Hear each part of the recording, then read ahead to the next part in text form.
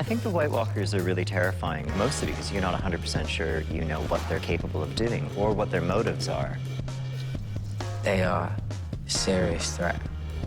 But the Night's Watch gets a powerful new member when Ned Stark's bastard son, Jon Snow, feels compelled to make the trek to the Wall to join this ancient order. Everybody has a pilgrimage, has a thing to do, and that is the thing that drives them through the drama. Father, no children. I shall wear no... There is no turning back from these vows. Jon and new friend Samwell Tarly forsake everything else for the quest to protect Westeros. Darkness. I am the watcher on the walls. I am the shield that guards from the realm of men. The journey is the thing that you're watching, and people take part in it, and their character comes from what they have to do and where they have to go. And that's a really ancient way of telling stories. But down at the political heart of Westeros, the capital King's Landing, Ned Stark is now mired in intrigue. His daughter, Sansa, sees King Robert's son, Prince Joffrey, as her fairy tale suitor.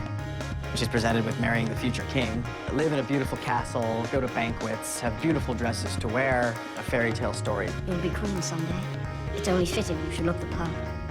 But Ned learns the heir is not King Robert's son and makes the mistake of his life, confronting Cersei, Joffrey's mother. My brother's worth 1,000 of your friend. Your brother? Or your lover?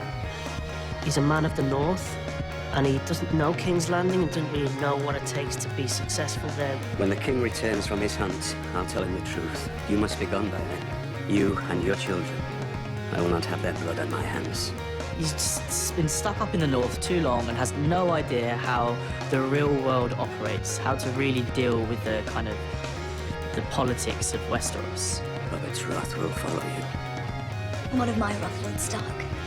Ned has crossed a Lannister, for which he will pay dearly. You then get the biggest shock in season 1 of Game of Thrones. King Robert Baratheon, murdered by a pig. Ned, he was vulnerable, but that's what happens if you try and be a truthful character in King's Landing. Joffrey is now king, and without Robert to protect him, Ned is tried for treason. He confesses, believing it will save his daughter, but misjudges the new ruler. He's just evil. He's a wicked kid all the time. He's never anything else. Bring me his head.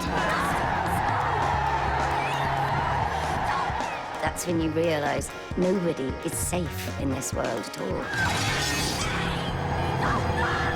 When I saw Sean being pushed down,